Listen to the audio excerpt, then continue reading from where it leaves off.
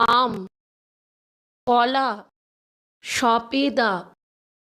পেয়ারা, কমলা লেবু, আপেল, আঙ্গুর, বেদানা, নারকেল, তরমুজ, আনারস, স্ট্রবেরি, কাঁঠাল,